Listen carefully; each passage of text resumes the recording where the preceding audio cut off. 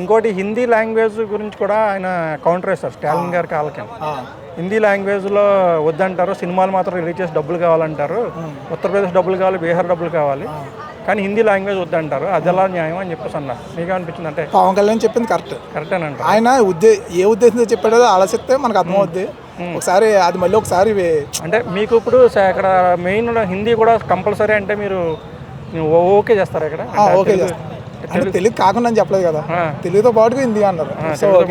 So అది పర్లేదంటారు? పర్లేదు. దానివల్ల తెలుగుకే ఎఫెక్ట్ అవుతాం మరి, అంటే తెలుగు లాంగ్వేజ్ దూరం అయిపోవడం అలాంటిది ఏమి ఉండదా? అంటే చాలా లాంగ్వేజెస్ ఉన్నాయి కదా, డామినేట్ అయిపోద్ది కదా. అలా డామినేట్ అవుద్ది అనుకుంటాం కానీ అవ్వదు. అంటే ఎక్కడో ఇంగ్లీష్ని యాక్సెప్ట్ చేసాం, ఇక్కడ ఇంగ్లీష్ యాక్సెప్ట్ చేయాలి, భాషని యాక్సెప్ట్ చేయడం తప్పేటంటారా ఏంటి? అవును, ఇప్పుడు ఇంగ్లీష్ ఉంది, హిందీ ఉంది, తెలుగు ఉంది. ఇది తెలుగు అనేది మన మాతృభాష, అది కామన్గా మాట్లాడుకుంటాం. హిందీ అనేది యాక్సెప్ట్ చేయొచ్చు.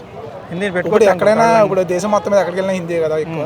సో హిందీని యాక్సెప్ట్ చేయొచ్చు. హిందీని యాక్సెప్ట్ చేయొచ్చు అంట. నెక్స్ట్ ఆయన చే గువేరా గురించి మాట్లాడుతూ అందరూ నన్ను లెఫ్ట్ రైట్ సెంటర్ అంటారు, ఒకప్పుడు చే గువేరా అన్నాడు, ఇప్పుడు సనాతన ధర్మం అంటాడు అని దానికి క్లారిఫికేషన్ ఇచ్చారు. నేను దాంతో మీరు ఏకీభవిస్తారా? ఆయన అంటే నిన్న అదే పవన్ కళ్యాణ్ చే గువేరాని ఎందుకు ఫాలో అవుతాడు అన్నది నాకు నిన్నే తెలిసింది. అది చూసిన తర్వాత చాలా బాగుంది. అంటే ఇప్పుడు కొంచెం క్లారిటీ వచ్చింది అంటారు మీకు? క్లారిటీ వచ్చింది. అంటే అప్పుడు కమ్యూనిస్ట్ భావాలు కలిగాడు, ఇప్పుడేమో సనాతన ధర్మం వదులుకొని సమాజాన్ని సేవ చేయడానికి వచ్చారని చెప్పారు కదా, అది ఇన్స్పైర్గా తీసుకోవాల్సిన విషయం. దాంతో మీరు ఏకీభవిస్తున్నారు అయితే పవన్ కళ్యాణ్ గారు భావిస్తూ ఉంటే? ఆయన అంటే ఎప్పటికప్పుడు మాటలు మారుస్తున్నాడు అనే దానికి మీరు కొంతమంది పవన్ కళ్యాణ్ ఒక మాట మీద నిలబడ్డం ఎప్పుడు కూడా మాటలు మారుస్తున్నారని కూడా చాలామంది అంటూ ఉన్నారు అని చెప్పేసి కూడా అన్నారు ఆయన. అంటే అలా మారుస్తూ ఉంటాడని మీకు అనిపించిందా, లేకపోతే లేదు ఆయనతో సిద్ధాంతం అన్న టైప్లో మీకు ఏమన్నా అనిపించిందా? ఆయన మారుతాడో లేదన్నది పక్కన పెడితే, ఆయన డిప్యూటీ సీఎం అయిన తర్వాత ఇంతకుముందు రోడ్లు వేస్తానని చెప్పాడు. ఇప్పుడు 20 సంవత్సరాలు 30 సంవత్సరాల క్రితం నుంచి ఒక్క రోడ్డు కూడా పడిన రోడ్లన్నీ కూడా ఈయన వేసాడు. కావాలంటే ఏ విలేజ్ కన్నా ఎక్కడికి వెళ్ళినా కానీ మీకు వెళ్తే అర్థమవుతుంది. ఆ పవన్ కళ్యాణ్ మాటలు మారుతాడో మాత్రం మనం పక్కన పెడితే మాత్రం ఈ రోడ్లు గట్ట చాలా బాగా వేసాడు. సో రోడ్లు అవి బాగా వర్క్ జరుగుతుంది కొంచెం. పవన్ కళ్యాణ్ వచ్చిన తర్వాత డెవలప్మెంట్ స్టార్ట్ అయింది.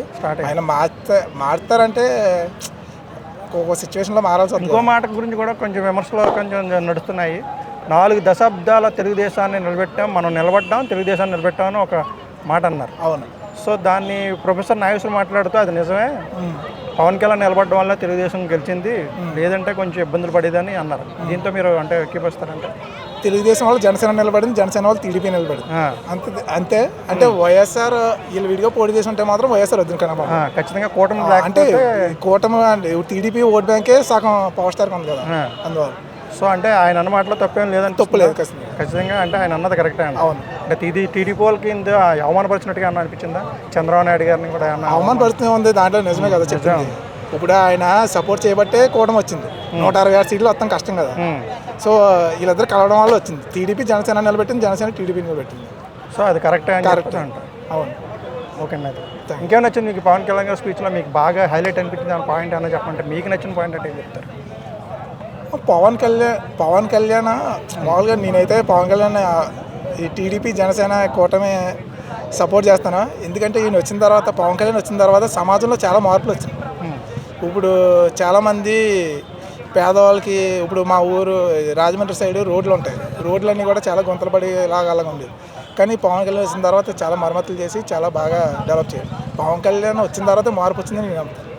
Okay, thank you.